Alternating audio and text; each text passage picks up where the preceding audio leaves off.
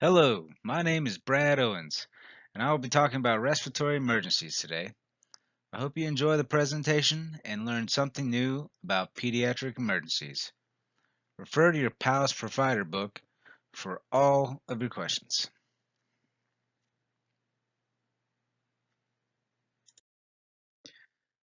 That's right, we're going to apply the pediatric assessment triangle and try to recognize respiratory emergencies.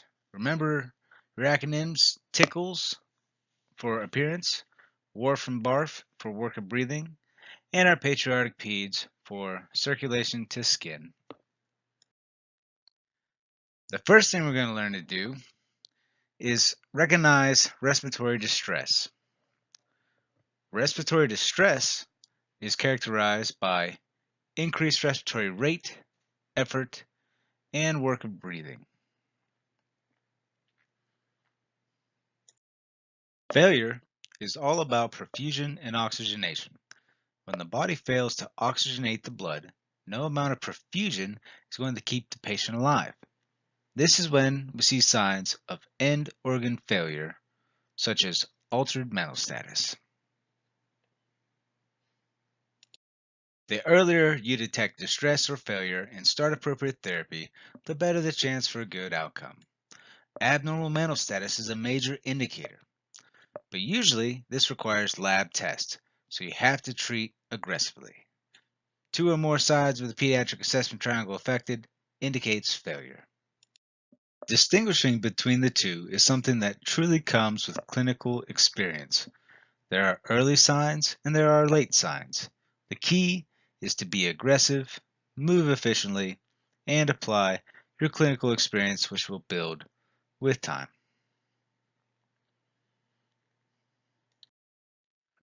Rapid intervention is a continuum of options from the least invasive to the most invasive. Early basic care will prevent the need for advanced care later on.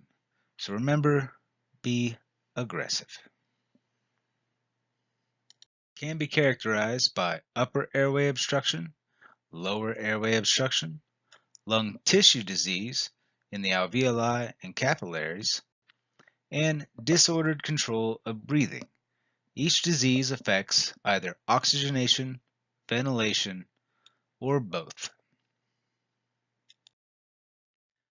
Upper airway problems can include everything that is higher than the vocal cords. Usually, this causes stridor, hoarseness, a change in pitch, or a complete lack of air movement. Tachypnea, or rapid breathing, will usually make it worse. Foreign body airway obstruction, anaphylaxis, croup, and epiglottitis are relatively common upper airway emergencies. The last one, epiglottitis, is on the decline thanks to vaccinations. Recognize the life threat.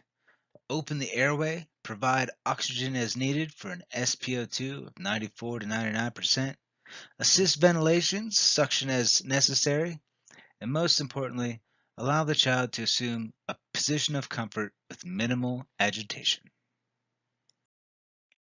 It's important to remember that the pediatric airway is smaller, higher, and more anterior than the adults.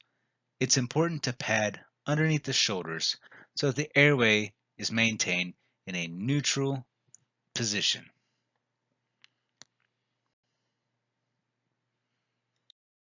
Upper airway issues can be treated with medications which alleviate inflammation and secretions. Notice that epinephrine can be used via two different routes. We'll talk about that on the next slide.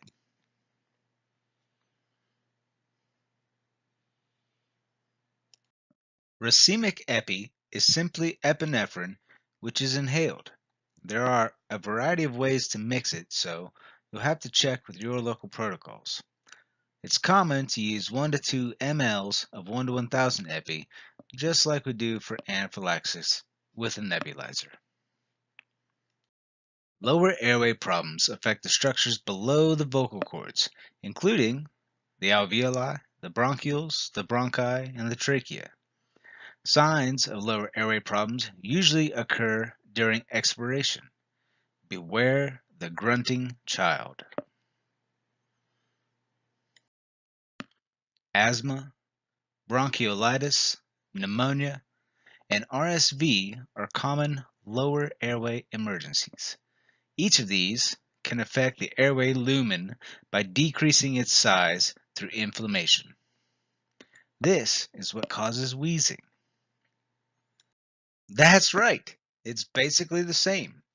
Recognize the life threats, ensure airway patency, provide supplemental O2, and assist ventilations as needed.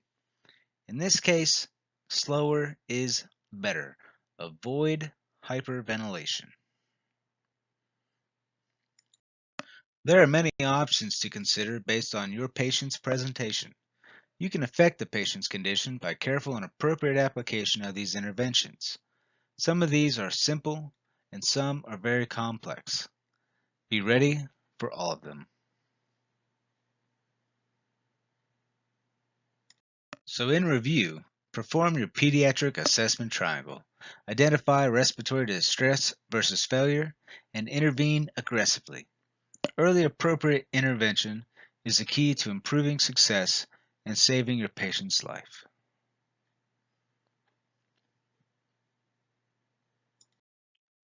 I'd like to say thank you to the American Heart Association, Pierpont Community and Technical College, and most of all, to you, my captive audience. See you next time, and thanks for watching.